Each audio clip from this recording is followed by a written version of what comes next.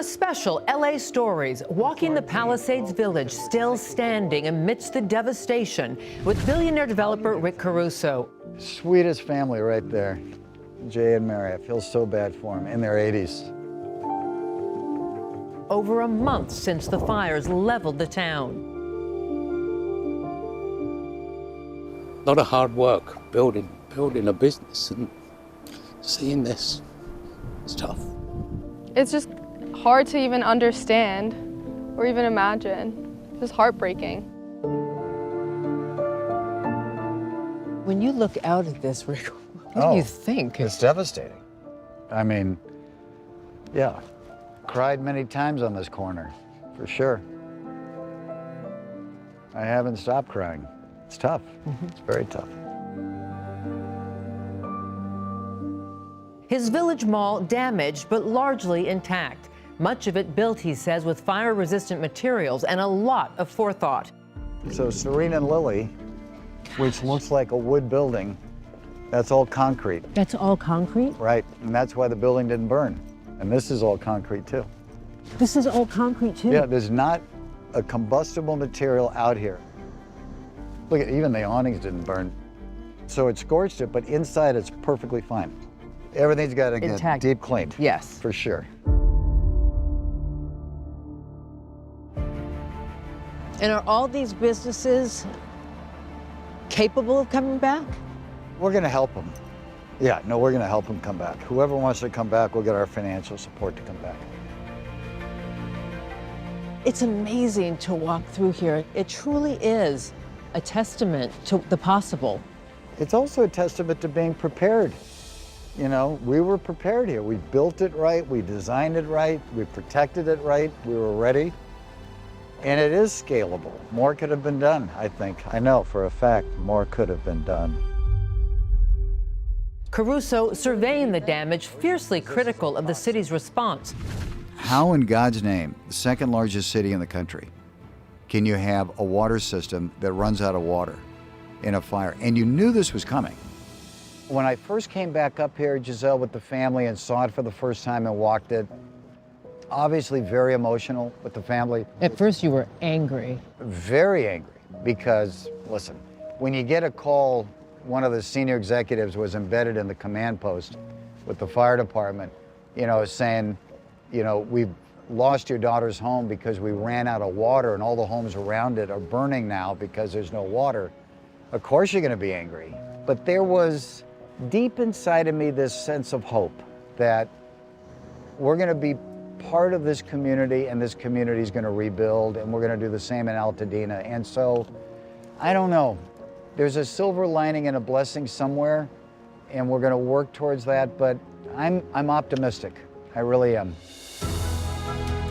One-on-one with billionaire developer Rick Caruso on the build back of LA after the devastating fires on a special edition of LA Stories.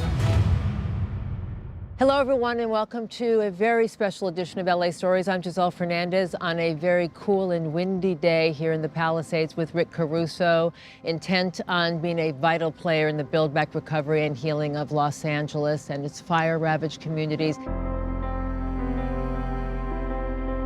So many people are counting on you to be the guy to build back. How do you feel about that? Well, I'm going to do everything I can to help. And we've got a great team of people, and we're leaning in. And we want to help the city, the state, federal government. But our goal is really simple. We want to get the Palisades and Altadena rebuilt, people back in their homes, and bend the curve, and do it quickly. And I'm going to work my tail off to do it every day.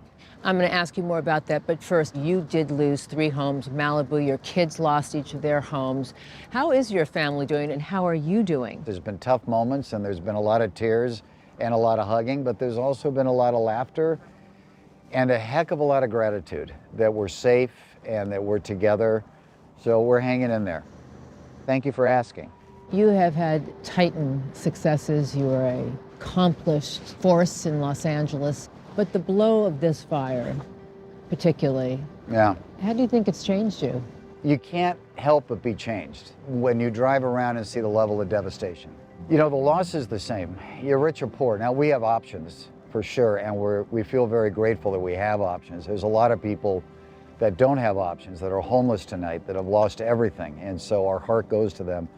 And every night we pray for them, for all of the people that don't have a safety net. But the pain is still bad. I mean, you know, I think of my daughter, my son, they lost the dream of that house. They lost their community. When you look around here, the churches, the synagogues, the park, everything that became part of their daily life is gone, except the village, thank God. And so it's tough because you know what a home is. The home is about the memories and about everything you dreamed of for the future. And they'll replace that and we'll get back on our feet, but it's tough. We happen to be doing this on a day when residents have been given the all clear to come back and sift through whatever is left in the soot of their belongings. Where are we today, a month out? Well, listen, I'd like to have more happening than we have. I'm frustrated with the schedule. We are literally like 4 weeks or so from the fire, and you're just starting to get the cleanup going. My personal schedule is that I'm shooting for, I want people to start rebuilding their homes within a year. I want to see infrastructure going in the streets in a matter of months. I want to see the rubble out of here in a matter of a couple of months. There's no reason why not. And it's a matter of scheduling, the talent, the amount of people we bring in. We have the resources. We're the second largest city in the country. Let's go make it happen for the people that have lost everything. Same in Altadena. But how realistic is that? They say it's at least 18 months to get FEMA insurance to just get through all the red tape and bureaucracy. Mayor Karen Bass, you've been very critical of her, but she said this is the timeline. She's trying her hardest to accelerate it. Not true. People don't want to hear that. They don't want to hear excuses. Of course we could do it faster and better. Let's all channel Dick Reardon. When the 94 quake hit and the freeway collapsed, the 10 freeway collapsed, the estimate was a year to get it rebuilt, somewhere in that time frame. He got it rebuilt in 66 days. I built a lot of projects very quickly. There's a lot of talented people in Los Angeles that have built things very quickly, that know how to do things. It can be done, and I don't want to hear what can't be done. I'm going to keep pushing to, like I said, to bend the curve and get things done quicker. And he says he knows how to do it and did. Not only in building fire-resistant buildings, but deploying his own private firefighters and emergency response team that did what the city, he says, failed to do. Out of every fire hydrant you've seen, what have you found? Right now, we're finding most of them are down or low pressure. So do you hire a team, or do you have a team on staff that really... This is the rapid response team. This is your rapid response team. They just go in, and this is the guy, oh, he's over there. Banyan, come here. He's the guy that heads it up. So you take a look at the weather. You take a look at... He's got a binder, different protocols. If it's a fire, this binder comes out. If it's a flood, this binder. Have you met Giselle? Yeah, we were talking earlier. Yes, He's the man that saved the place with his This team. is Banyan, head of the rapid response team for Caruso. He's also the head of IT and a lot of other things, but his additional responsibilities is to protect the properties, protect the family, protect the company. Our ability and our team's ability to get things in place and get it where it needs to be, when it needs to be there, is unprecedented. Walking the village with Caruso, he insists if it weren't for his private firefighters and his own emergency response team, the mall would not be standing. So when people, criticize you for having a private fire force, you've really doubled down and said... Why wouldn't you? Why wouldn't If you? you can afford to do it, think of the money we save the insurance company and the fire department freeing up resources. And we gave them support. I mean, Banyan can tell you, we loaned them our gun trucks, right? Our water trucks, yes, sir. Yeah. Yes, sir. We saved a lot of buildings. We saved our neighbors around us. We also have 8 families that live with us here. We saved their homes.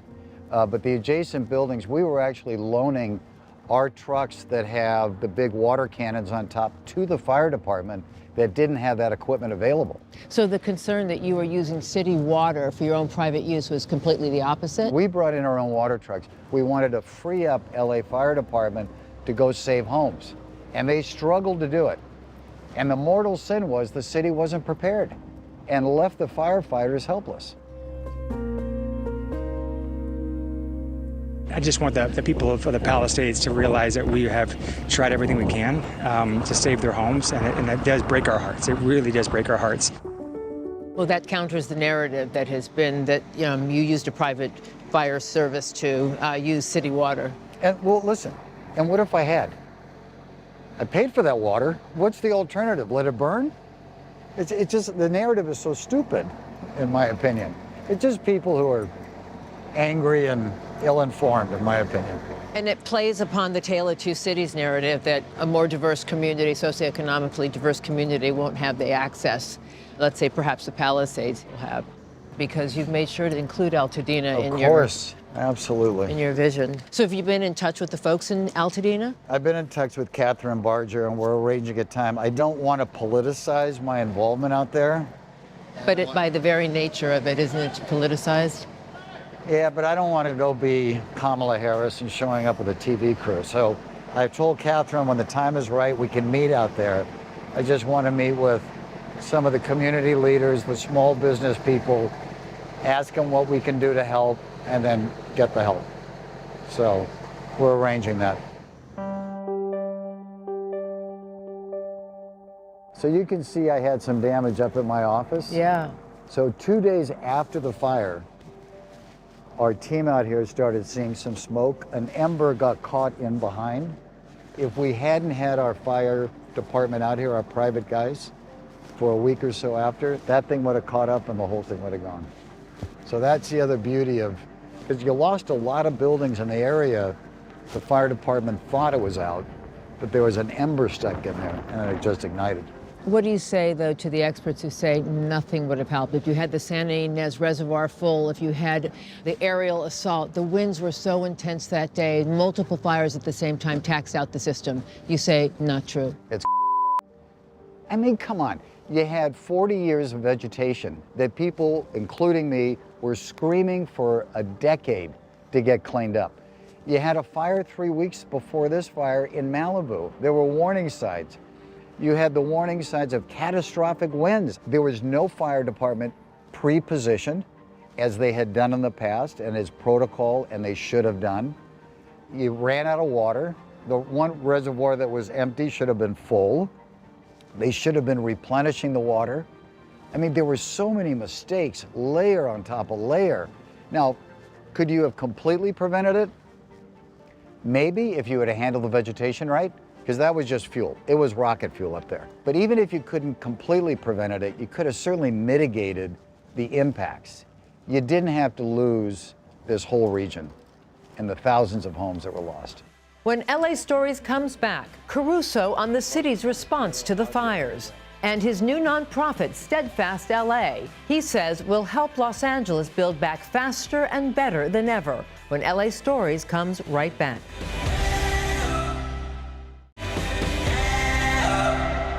Welcome back to LA Stories, everyone. We're here with billionaire developer Rick Caruso. You've been really critical of Karen Bass, your former rival for mayor. You have said recently that you will work with her, you will reach out to her. Have you done that? I did. I called her, left her a message. She hasn't called me back, but she sent me a text. And I told her when we formed Steadfast LA, I'm here to help. The team is here to help. And you have all of our resources, and put us to work and tell us what we can do. Her trip to Ghana, Rick, I mean, she was invited by the White House to be a part of that delegation. She returned, as quickly as possible, she says. Her team says she's, been on the front line with executive orders to expedite the rebuild, expedite some of the red tape. Some of the issues have been systemic over many administrations. Is it really Karen Bass's burden to bear alone, or is this systemic throughout many administrations of the city? Well, that just sounds like a big excuse. Of course it's hers. The buck stops at the mayor's office. The bad judgment of leaving, knowing these catastrophic winds are coming, is epic. And she should have never left. If you want to be a leader, the first thing you do is be present and be on the ground. And she should have never left.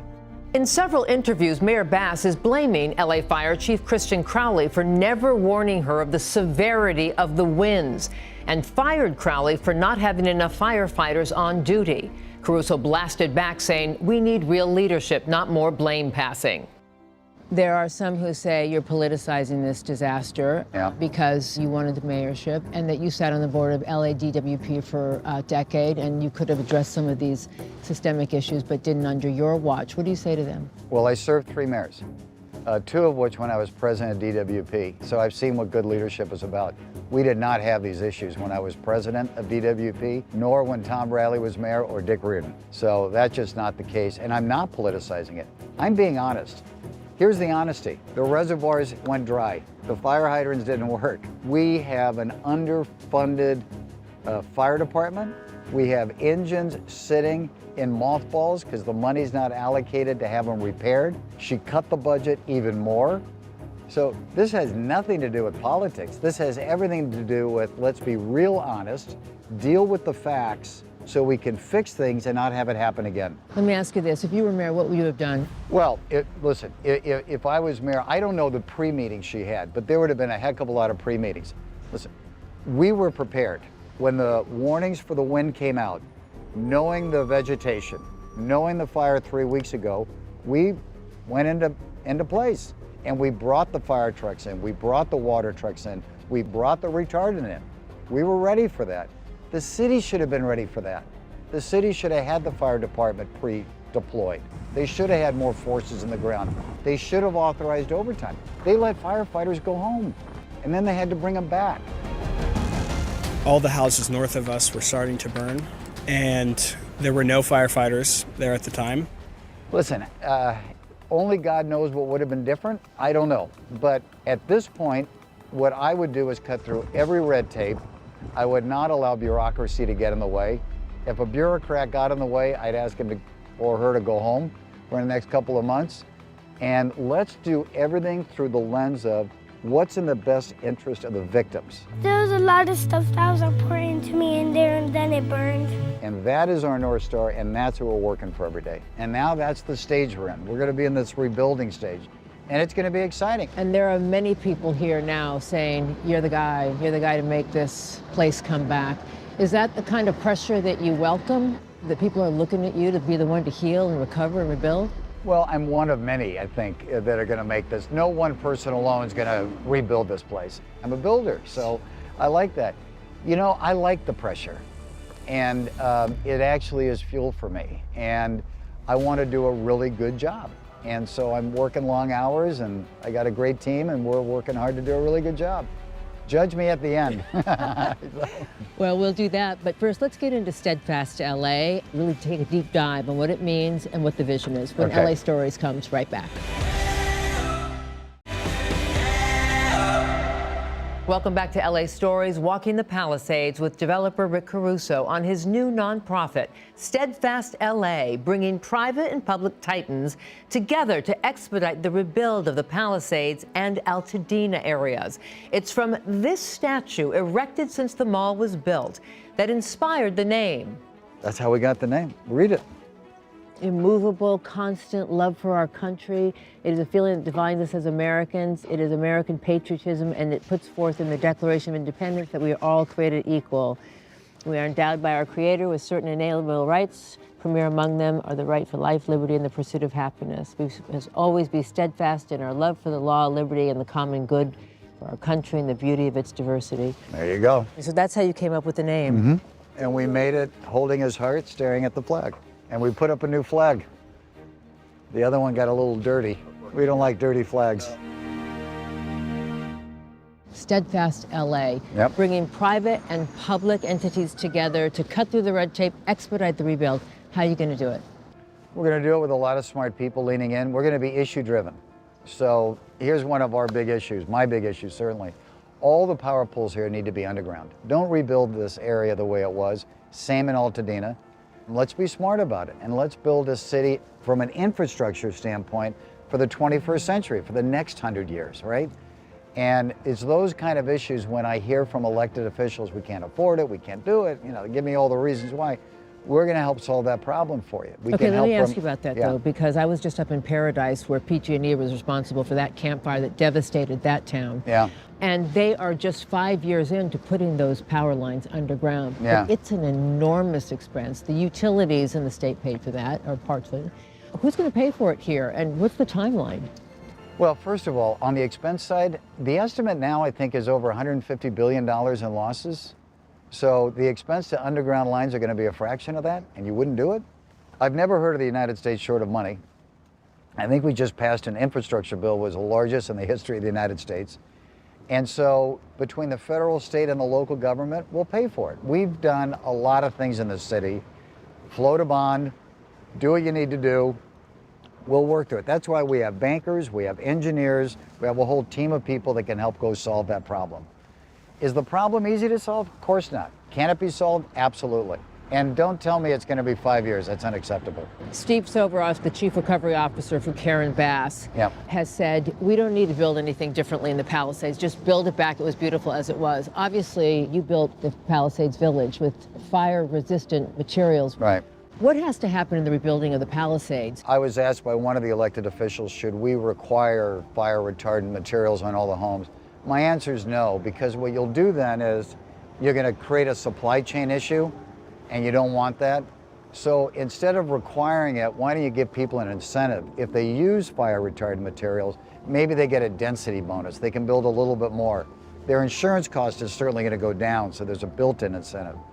But I'm not for over-regulating the rebuild. Absolutely not. But we have an insurance crisis in this state, and this We just do. amplified it. It's not going to get any better. Many people can't afford to rebuild on Fair Plan California. What is the answer there? And are you speaking to Governor Gavin Newsom about that? I am speaking to the governor about it. The state and the federal government needs to come in and needs to solve the problem with insurance. And it has to maybe do a program like we did for flood insurance. It's got to be accessible, it's got to be inexpensive, and it has to allow people to get it and get it quickly. Absolutely. Look, there's this perception that everybody's wealthy in the Palisades, but we know that there were homeowners, many of them elderly, who bought their homes decades ago, who are Right. cash poor but land rich. That's right. How do you help some of these folks who do not have the money to build back and Yeah. have a place to live right now? Well, your point is right. Not everybody in the Palisades is wealthy. There's a lot of very moderate people that lived in the Palisades. What my suggestion to the governor was, you have to have a grant program. Let's go back and look at the things we did in COVID to give people a safety net, give them zero interest loans in order to rebuild. And maybe you capture that payment back when they sell their home, but let them rebuild their homes. I mean, my God, we're the wealthiest country in the world. California is the 5th largest economy. Start realigning some of your budget and priorities to support people here and in Altadena to rebuild. You have spoken very excitedly about the use potentially of AI in recovery efforts, particularly in planning, I guess, and, Right. and being able to quickly identify violations, code violations. How does that work, and how game-changing would it be? So the people from Amazon who are working on this, we're talking to them about that. If they could completely digitize and build an AI model, which they're obviously capable of doing, so that somebody would submit their plans into that application, that plan could then be checked in a matter of hours, maybe days, instead of weeks or months. And it would not only plan check it quickly, it would also give it comments to correct it quickly. You've just taken months out of the schedule and you changed the workload. Here's something that I think, again, is an example where the city is really wrong in this. They decide not to upgrade the LA Convention Center as planned for the Olympics coming in 4 years because they're worried about the manpower needed to plan check all the homes that are being built. Really? You wouldn't staff up or find solutions to do both? You need to be ready for the Olympics. And don't use the fire as an excuse. Use it as a way of saying, we need to be smarter, we need to think bigger, and that's where Steadfast comes in, to help solve those kind of problems. And will Steadfast reach out to the folks in Altadena as they do it to the Palisades? Same, because everything we're doing in one region is going to be applicable to another region. We have some very exciting things for the Altadena area, so it's an equal priority for us. Steadfast LA is not the only initiative. Patrick Soon-Chung with the LA Times is starting one. Obviously, Karen Bass with Steve Soboroff, and you have Governor Gavin Newsom doing LA Rises, Mark Walter, Magic Johnson. They're putting $100 million into that. That's a lot. That's a lot. Are you guys going to work together or work in Sure. silos? Yeah, everybody's going to be coordinating. Everybody's got a little bit different mission going on here also. What's different about yours? We're very issue-based, roll up your sleeve, get your hands dirty, find solutions. We're not out to raise money. We'll aggregate, we'll help people if they want to give money. You're going to solely fund it? I'm going to solely fund it. Why? Because I don't want to be in the money-raising business here. I want to be in the business of getting people back in their homes. So I want to stay very focused. Why you? Why not? I love my city. I love this region, and I think I've got the experience to help. So use it. We're going to get into ways you're going to be using that platform more when LA Stories comes right back.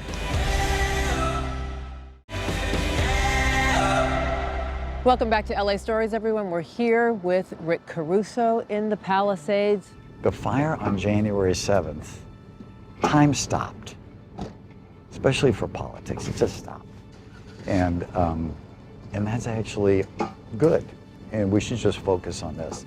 You know, they say history calls forth the leader for the times. Do you feel called? I don't know. I don't give myself that much credit, to be honest. I'm just trying to do, I don't want to sound too corny here. I'm just trying to do something that's good and makes a difference. I couldn't imagine, which I could do, sit back and say, okay, well, we're fine here in the village and hopefully everybody else does okay. I mean, that would be a terrible thing to do. It's just not the way I'm wired. In recent interviews, you've said you have not spearheaded Steadfast LA for political reasons. This is not about politics, You're on a mission. But there are Republicans and Democrats who believe you're positioning yourself for a run for either the mayorship or the governorship in 2026. Polls show that you do pretty well. Does that influence you at all? No, and if I was trying to position myself, I wouldn't be doing this. This is a high-risk investment I'm making of my time and talent because I've got to produce. I've got to make a difference. And that's just sort of the way I'm wired. And I'm not talking about or thinking about the politics of it now. It's way too big. There's time for that. We got a lot of time for that. I want to start seeing some motion of people getting back in their homes. But politics has entered into it. The president came and toured the Palisades. Did not invite Governor Newsom, who I understand you're in touch with almost on a daily basis. Yes. You said you could certainly identify with the president on a number of different things, as well as the fact that he's a developer. In what ways do you think he could be helpful? He knows what to do from a development standpoint. So I think having a president who's a developer is helpful. I hope and pray, and I believe he's going to do good by Los Angeles and the state. I really do. I think he was really moved just watching it on TV when he said, I couldn't really understand the devastation until I saw it myself. You can't help but be moved out here. It is devastation. It's incredible. It's really an incineration. He committed federal aid, Rick, but he also, has indicated that he wants conditions on that aid. I just want voter ID as a start, and I want the water to be released, and they're going to get a lot of help from the U.S. What do you think about that, whether it's voter ID or change in water policy for California? What do you think about conditions on aid? I've been clear about that. I came out early saying no conditions. I don't believe in conditions, and here's why. One is the victims need help. It's not about politics for these victims. Second is you're going to start a precedent that's going to be really dangerous. So when there's a Democratic administration and Florida gets hit by a hurricane and they need aid, are we going to put conditions on that? I don't think historically we have in the past. Certainly be careful how the money is spent. No doubt. You don't want fraud, you don't want waste, any of that. Political conditions I'm very much against. He did meet with folks here, and he had a contentious back and forth with Karen Bass, basically saying, let them in, ignore EPA and toxins, just let them back in. They are saying they will not be allowed to start for 18 months. No, that will not be the case. Okay, I just hope you're right. You can hold me to it. Because 4 groups said that. No. That would be, they should be able to do it. They should be able to start tonight. What did you think about that? Balancing the safety of the folks to come back in, but with health concerns. Yeah, well, I think you have to take the health concerns seriously. There's no doubt about that. The message I got from him was move quicker. Yeah, because right before that, she was talking about 18 months. And through his lens, and many other lenses, including myself, it's just way too long. Figure out a way to move through it quicker. But you do have to be careful of the toxins. And EPA being here, removing the VOCs, critically important before residents. But let's speed that up and get people back in here quicker. The president did not make a visit to Altadena, and it again fuels concerns of this tale of two cities, that the affluent Palisades gets all the attention and perhaps the resources. Was it a misstep not to go to Altadena, and what concerns you about that? Yes, should have been there. Absolutely should have been there. I wasn't part of that. I don't talk to him, so I don't know what the decision-making process was. But yes, that's a dear, wonderful community that's very important. I've been in touch with Catherine Barger about that, doing what we can to support that community. critically important we get them back on their feet also. Elon Musk, the biggest MAGA donor for Trump and now head of Doge, has been very complimentary of you. He endorsed you in your run for mayor and has been very critical of Karen Bass and Governor Newsom here. In what ways do you think your associations with the new administration and that endorsement will be helpful to you in the rebuild?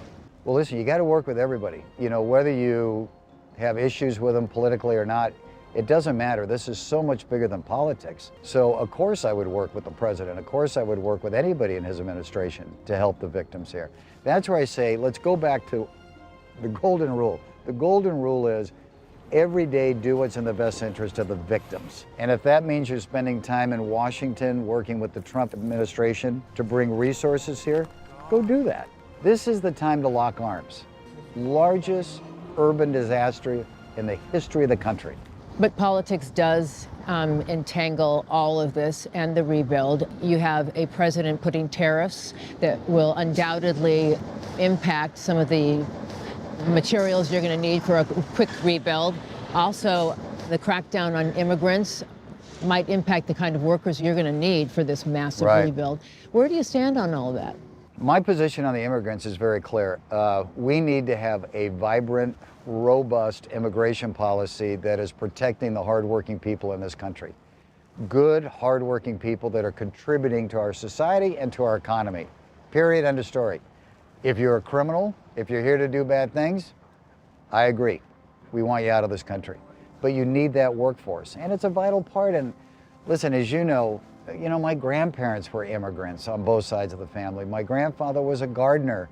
I remember him doing his rounds. We did it with him. As the grandson of immigrants, Caruso, in many interviews over the years, always credits his grandparents for infusing in him a strong work ethic, devotion to family values, faith, and community service. It's what he says fuels his own American dream journey. Both of my grandparents, they were immigrants. They came here, had very little. It was hard work, it was values, it was doing the right thing, never embarrassing your name. There was a great sense of pride. Your name. A great sense of pride. There's pictures of my grandparents in this room, and it is there purposefully to remind me where I came from. And don't get, too arrogant or crazy, stay humble. And part of that is accept everybody and build places that everybody can enjoy. Every creed, every color, every type of human being, and everybody is there getting along, right? And that is so important to me. I came from very modest beginnings, and that really shaped my world. Hardworking, good people. Let's celebrate that. So I worry about the fear that those families are going through now. It's just not right. You've been such a proponent of DEI in your own company and have often touted, the number of people of color and certainly women in management positions at Caruso Limited. Where do you stand on the DEI policies that are now being abolished nationwide? I think this is corporate responsibility, and corporate responsibility, in my opinion, says you give everybody a chance to do well, you base it on qualifications, but you want to have diversity. And I don't think the two are at odds with each other. I mean, we've been able to, my CEO is an incredible woman, super smart, one of the smartest people I've ever met. So I just don't think they're inconsistent. Work with it, do the right thing.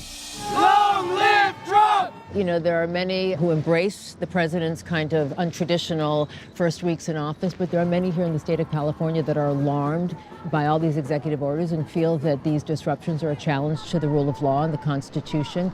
Alarming to you? I like the energy because I like people with energy. That's the way I run, is I like to be in full speed. He's doing some things that concern me, sure.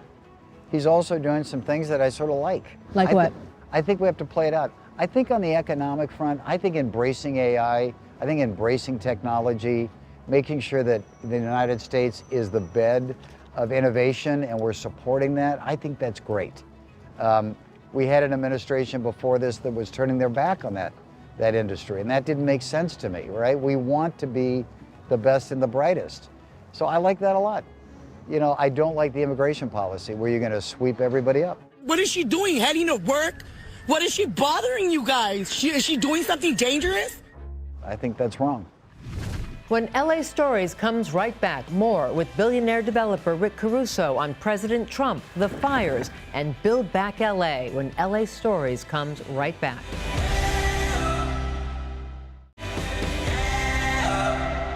Welcome back to LA Stories with developer Rick Caruso on the build back of LA after the devastating fires, on politics and his future leadership in LA. When you ran for mayor, there was a lot of scrutiny over you becoming a Democrat. You said at the time that you left the Republican Party because it didn't resonate with you anymore. Now the Democrats are out of favor and under attack by the new administration. Do you still resonate more with Democrats than Republicans? Well, let's talk about it. I left the Republican Party a decade ago because it wasn't representing my value system. So my value system is really simple. I'm fiscally conservative and I'm socially liberal. And what was happening back even 10 years ago, the Republican Party was way too much into the bedrooms and the lives of people. And I just didn't agree with that. So I left. I became an independent. When I ran for office, it was apparent I had to make a choice, and the Democratic Party sitted better with me than the Republican Party at the time, which was very, very far to the right. And I still believe in the Democratic Party, but I'm still moderate. I'm not going to change my core values for any party. My core values are going to be what I believe is right for the people. If I ever serve the people, I'm going to do what's right for them, not whether or not I have a D or an R or an I after my name. And I think the country is sort of moving in that direction. So you're taking this leadership role in a major way. You've been hit hard personally, professionally, your community's hit hard, and yet you say it's not time for politics, but you were bruised when you didn't win the mayorship your first round. Who likes to lose? Who likes to lose? I don't like to lose, but I did my best. I mean, all you can do in life is like work hard, do your best, hunker down, try to do the right thing, and I did my best, and I lost, and you move on. But do you see yourself in a leadership position? You seem to have a lot of really good ideas and a lot of energy to want to make the city better. So why wouldn't you, like, be honest and say, yeah, you have some sight set on politics? But it's not like I'm not being honest. You know, I love service. Like I said, I served under 3 mayors. I was a commissioner for years in this city, so I love public service. And if there's the right opportunity down the road, I'm certainly going to look at it. Now just isn't the time, because I don't want anything I'm doing to be looked through the lens of a candidate. It will jade it. That's not why I'm doing this. Not everyone is on Bill Maher and going on national news. What everybody should have been saying, we had all the alerts about the firestorm coming in or the winds coming in. Why wasn't more done? Well, I'm doing it because I want to shine a light, like being with you. You're giving me a platform to shine a light on what's happening here, and also shine a light that we're going to rebuild.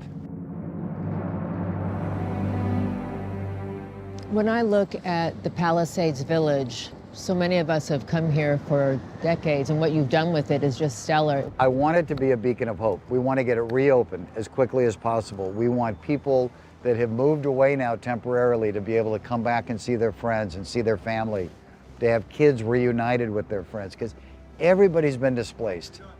So I hope and I believe that this place is going to be a place that will give some people comfort and warmth, and happiness and joy while we're rebuilding. And if it does that, it's got a mighty purpose in life.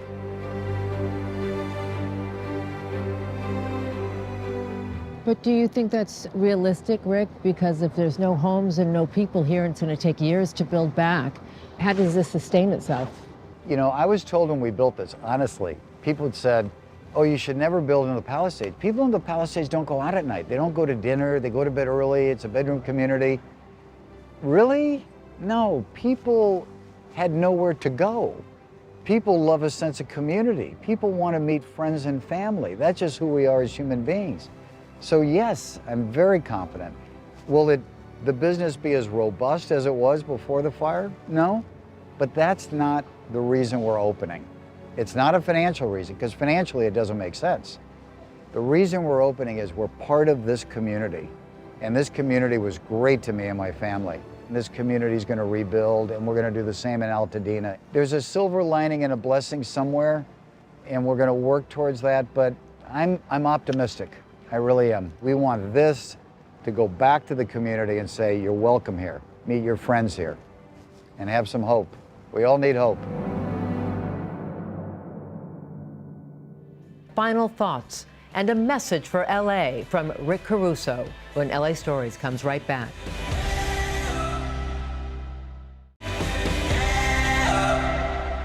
Welcome back to LA Stories with Titan developer Rick Caruso in the Palisades.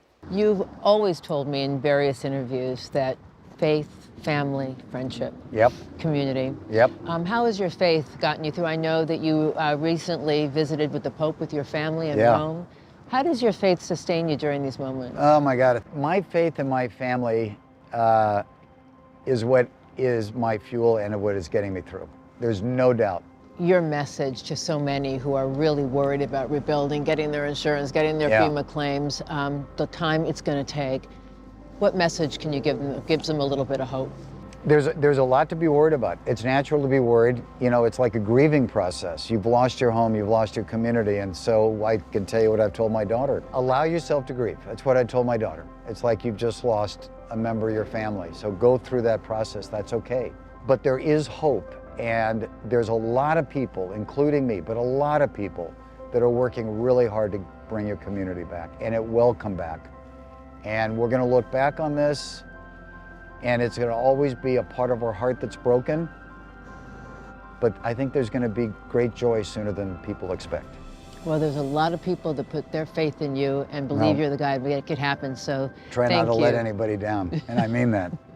I know you do. Yeah. Thank you so Thank you very much for sitting with us. I appreciate it, and I know we'll be talking with you again very soon as the rebuilding process continues. Thank you. Thank you so much. All the best. And thank you for watching another edition of LA Stories. I'm Giselle Fernandez. We'll see you next time. You're so good.